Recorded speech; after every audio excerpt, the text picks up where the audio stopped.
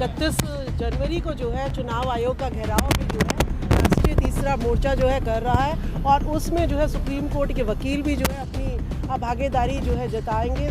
सभी जो बहुजन समाज है और जितनी भी क्षेत्रीय पार्टियां हैं वो 31 जनवरी को जो है चुनाव आयोग का घेराव करेगी। देखिए ईवीएम मशीन जो है वो आदमी ने बनाई है, मैन मेड है, और जब चंद्रयान को धरती पर बैठे बैठे भारत में बैठे बैठे जो है कंट्रोल किया जा सकता है, मोबाइल को, टीवी को, फ्रिज को, वॉशिंग मशीन को, सबको जो है कंट्रोल किया जा सकता है, तो ईवीएम को कंट्रोल क्यों नहीं किया जा सकता। तो ईवीएम को जो है हाईजैक जो है किया जा सकता है। जैसे कि 4 स्टेटों में जब चुनाव हुए थे तो एक ईवीएम मशीन जब खुली तो उसकी बैटरी 90% थी। अब आप खुद सोचिए, हम तार्किक होने चाहिए, हम लॉजिकल होना चाहिए कि एक मशीन जो पूरा दिन काम कर रही है उसकी 90% बैटरी कैसे रह सकती है काउंटिंग वाले दिन। यानी या तो उस मशीन को चेंज किया गया है। तो ये कुछ ऐसे सवाल हैं जो हमारे जहन में ये लाते हैं कि चुनाव आयोग जो है ट्रांसपेरेंट, फेयर नहीं है। इसीलिए जो है चाहते हुए भी कोई ईमानदार कैंडिडेट है, कोई जो है मेहनत कश कैंडिडेट है, कोई गरीब कैंडिडेट है, वो कितना भी जो है मेहनत कर ले, लेकिन चुनाव कौन जीतता है? जिसकी रेप लिस्ट में अच्छी खासी जो है पकड़ हो, जैसे कि बृजभूषण शरण, पता नहीं कितनी बार सांसद उसे बना दिया गया है। और मुझे समझ नहीं आता कि भारत की पार्लियामेंट में जिसके ऊपर 1000 लड़कियों छेड़ने का इल्ज़ाम हो और फिर भी उसकी कोई भी उसका बाल ना बांका कर पाए, तो ये देश कौन से सांसद और विधायक चुनने जा रहा है जो महिलाओं का शोषण करे, जो गरीबों का, और किससे होगा? अगर आप ये बताइए कि अगर मैं बता दूं कि ईवीएम बृजभूषण शरण ने 1000 लड़कियां छेड़ी है, उन्होंने उनका शोषण किया है, नहीं, अगर टीवी में ये बातें दिखाओगे तो क्या कोई भी महिला उसको वोट देगी? बिल्कुल भी वोट नहीं देगी। विदेशों में क्या होता है? विदेशों में जो है डिबेट होती है कैंडिडेट्स के बीच में, यहाँ पे तो कोई डिबेट ही नहीं होती। जितना भ्रष्टाचारी, जितना आपराधिक कैंडिडेट होगा वो उतना ही जो है जीतकर जो है पार्लियामेंट में पहुंचता है। ये इस देश का दुर्भाग्य है। पर ये आरोप आप लोगों के है ना, चुनाव आयोग तो मना कर रहा है ना। अगर देखिए ये आरोप अगर मेरे हैं तो बताइए, अगर यहाँ पर सारे सांसद जो हैं बलात्कारी ना होते तो वो बलात्कार के खिलाफ ऐसा कानून बना देते कि बंदा जो है बलात्कार सोचता भी ना तो घबराता हो, लेकिन वो ऐसा नहीं यहाँ पर हुआ। आपने 22 जनवरी को देखा, 22 जनवरी को अगर राम के नाम के लिए कोई कुछ भी बोलेगा तो उसको जो है जेल है सीधा।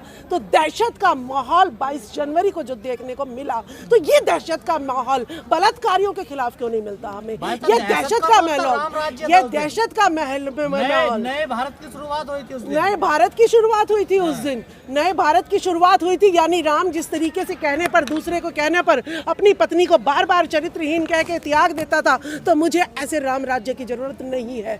मुझे ऐसे राम राज्य की जरूरत नहीं है कि जो शंभुक ऋषि को, जो भारत की जनता को पढ़ाना चाहे और उसकी जो है हत्या कर दी जाए, उसका वध कर दिया जाए। मुझे ऐसे राम राज्य की जरूरत नहीं है। मैं मरना मंजूर करूंगी, लेकिन मुझे जो अपनी पत्नी को, निर्दोष पत्नी को, गर्भवती पत्नी को छोड़ दे, मुझे ऐसे आदमी को पूजने की कोई जरूरत नहीं। दिल्ली में धारा 144, आप 31 तारीख को बड़ा आंदोलन करने जा रहे हैं ईवीएम के खिलाफ, ये तो संविधान के खिलाफ है। देखिए धारा 144 जो है वो जब जो है डॉक्टर ऋतु यूनिवर्सिटी में बैठी थी, हम लोगों के लिए डंडे लेके आए, शिक्षकों के लिए, धारा 144 उसके लिए थी। लेकिन जब 22 जनवरी को वहां पर भीड़ इकट्ठी थी, धारा 144 का बोर्ड लगा हुआ था, तो क्यों राम के लिए कानून अलग और यहाँ की जनता के लिए, भारत की जनता के लिए कानून अलग? तो ये भगवान कैसा जो भेदभाव कर रहा है? ये भेदभाव तो नहीं होना चाहिए। भगवान वो होता है जो दूसरे की पहले सोचता है और अपनी बाद में सोचता है। उसे ये कहना चाहिए था भगवान को कि डॉक्टर ऋतु को पहले न्याय दो, उस पर चार्जशीट लगी हुई है डॉक्टर सविता रॉय पे, पहले उसको गिरफ्तार करो, और डॉक्टर ऋतु को जब तक न्याय नहीं मिल जाता, चाहे धारा 144 लगी हुई है, लेकिन इसका आंदोलन खत्म नहीं होना चाहिए। मेरा चाहे कोई नाम जपे या ना जपे, लेकिन उल्टा हुआ तो कैसा भगवान जो अपना नाम चमकाने के लिए धारा 144 की उल्लंघना कर रहा है। और चुनाव आयोग तो मना कर रहा है ना, कोई गड़बड़ नहीं है, आप लोगों का ये प्रोपेगेंडा है, ये लोगों को गुमराह कर रहे हैं। देखिए इस देश की जो दशा है वो बता रही है हमें कि मणिपुर में 3 महिलाओं का नग्न घुमाना बता रहा है कि सांसद पार्लियामेंट में सही सांसद नहीं बैठे हैं। ये बेरोजगारी जो बढ़ रही है ये हमें बता रही है कि पार्लियामेंट में जो सांसद बैठे हुए हैं वो सही मानसिकता के लोग नहीं बैठे हुए हैं। जो जातिवादी जातिवादी लोग हैं, जो मूंछ रखने पर पीटते हैं, जो मुंह पर आदिवासियों के पेशाब करते हैं, जो ये कहते हैं कि अगर वीवीपैट लगाएंगे तो बहुत कागज जो है पेड़ काटने पड़ेंगे, कागज का इस्तेमाल होगा।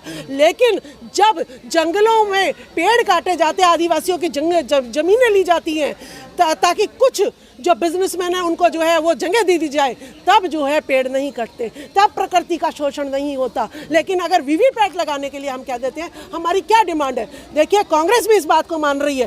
कांग्रेस भी ईवीएम मशीन लेके आई थी, उसे पता है कि ईवीएम मशीन हम हटाने को तो कह नहीं सकते, नहीं तो हम पे लोग उंगली उठा देंगे कि भाई तुम लेके आए थे।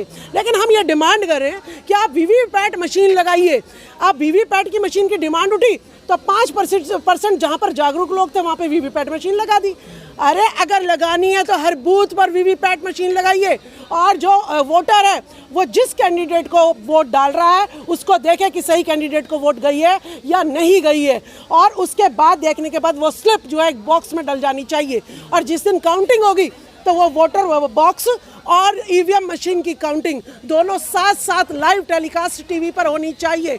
अगर ईवीएम मशीन का डाटा और वीवीपैट की पर्चियों का डाटा अगर नहीं मैच कर रहा है तो इसका मतलब गड़बड़ी है, और जनता खुद पकड़ लेगी कि गड़बड़ी है या नहीं है। तो वीवीपैट मशीन लगाओ ना हर बूथ पर। चुनाव आयोग मान क्यों नहीं रहा इस बात को? चुनाव आयोग इसलिए नहीं मांग रहा क्योंकि गुंडागर्दी करनी है। चुनाव आयोग इसलिए नहीं मान रहा कि 90% जनता, जो कि बाबू जगदेव प्रसाद कुशवाहा ने भी कहा था कि 100 में से 90 भाग शोषित है, और जंगल, धन, दौलत, शासन प्रशासन में 90% भाग हमारा है। तो अगर चुनाव आयोग सही इलेक्शन करा देगा तो 90% जो इस देश का शासक था वो गुलाम बनकर नहीं रहेगा, वो 10% के सर पर खड़ा होकर अपनी हिस्सेदारी और हकदारी मांगेगा।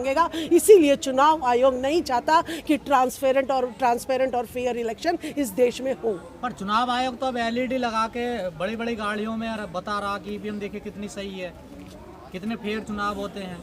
देखिए मैं आपको एक बात बताती हूँ, चुनाव आयोग अगर एलईडी की वैन चला ही रहा है तो वो डाटा दिखाए कि देखिए दिल्ली में आपके सांसद ओबीसी के इतने हैं, ईबीसी के इतने हैं, एससी के इतने हैं, एसटी के इतने हैं, और 50% महिलाओं के इतने हैं।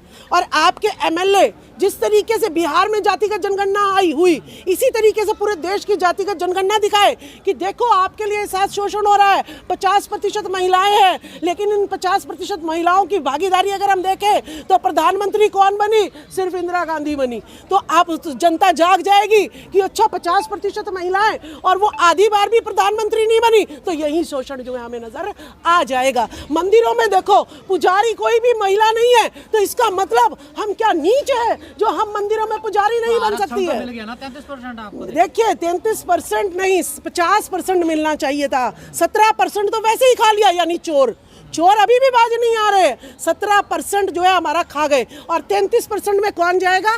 33% में वो जाएगा जिसका पति एमपी होगा, जिसका पति एमएलए होगा, जिसका पति गवर्नर होगा, जिसका पति आरएसएस से होगा, बस उन्हीं को जो है टिकट मिलेगी।